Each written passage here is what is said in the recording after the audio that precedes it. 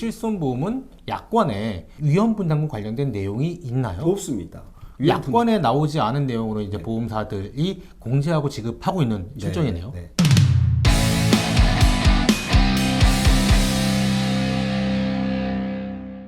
안녕하세요. 보험 전문 기자 김승동 기자입니다. 안녕하세요. 최수임 변호사입니다. 위험분담금 저희가 굉장히 많이 다뤘는데요. 네. 제약사가 고가의 약을 먹은 환자에게 지원금을 지급하는 형태입니다. 근데 문제는 보험사가 지원금을 받았으니까 그 금액을 떼고 보험금을 주겠어 라고 해서 문제가 되는 사안이었어요.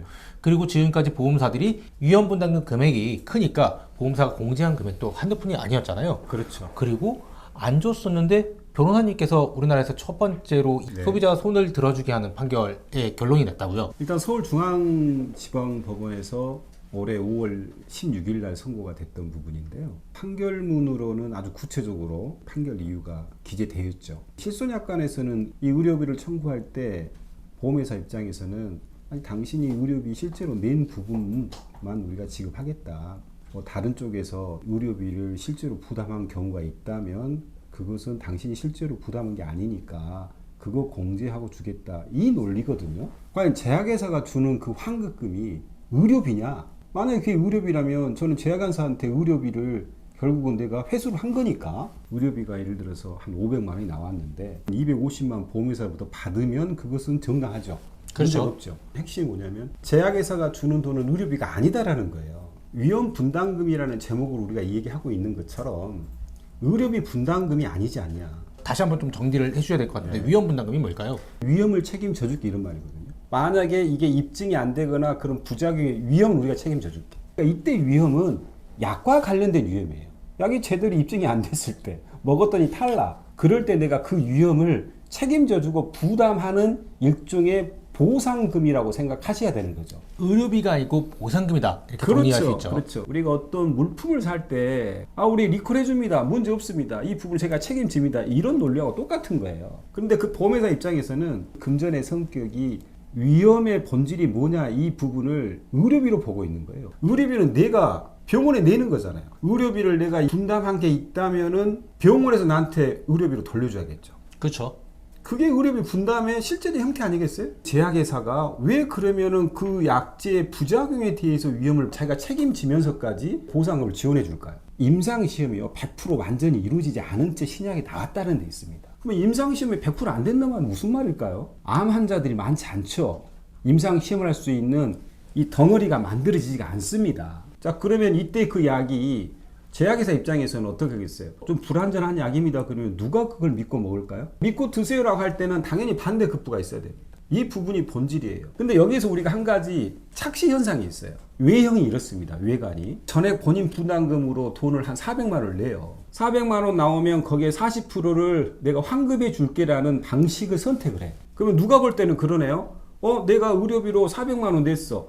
40%를 내가 제약회사가 나한테 환급해 준대. 마치 의료비를 환급해 준다라는 착시 현상에 빠질 수가 있죠. 마치 자동 계산식에 의해서 의료비를 환급하는 겉모습을 띌 거 아닙니까? 그 겉모습만 우리가 강조하다 보면 어떤 문제가 생겨요? 의료비 환급 받았네? 이걸로 끝내버릴 수가 있죠. 기자님 제가 보기에는 수백억이 달린 문제라고 보여지거든요. 그렇죠.